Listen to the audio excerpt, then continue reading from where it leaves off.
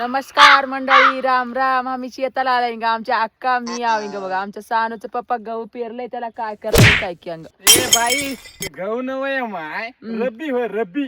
त्याला कंस आल्यात की रबी वय मंडाल्या उगाच येड्यात काढतात मला, मी तेलंगणाची आव म्हणून. बघ या अक्का, बघलीस की असंच करतो तुझं भाऊजी. गहू असलंच राहतंय की भाऊजी. दोघी बहिणी तेलंगणामध्ये येऊन माझ्या जिंदगीला हेडगा लावून टाकून दिल्या. अय. एक म्हणत ही मिळवणी एक आली हिने आता आई, तिला गहू असलंच राहतंय की आका. असंच राहते, हा. असंच करते मला, येड्यातच काढलाय सानूचं बाई ते पप्पा. गहू नवय माय रब्बी होय. वय आई, त्याला भाऊजी कंस असलंच आल्यात की राहतंय, गहू बी. हा. गहू आहे की रब्बी आहे? मग आता सांगा बघा आम्हाला की कळलं लागलं. यळवस रब्बी होय हा. आम्ही तेलंगणामधले, आम्हाला यळवस कळलं 15 ना. दिवसाचा. यळवशीला की नाही रब्बी एवढी मोठी राहती माणसा हा. एवढी. आता आहे की ते रब्बी एवढी आहे कॉपी ते. घालतात हा. रब्बीची येळवशीला. कॉपी कसं घालतात आता याच्यामध्ये.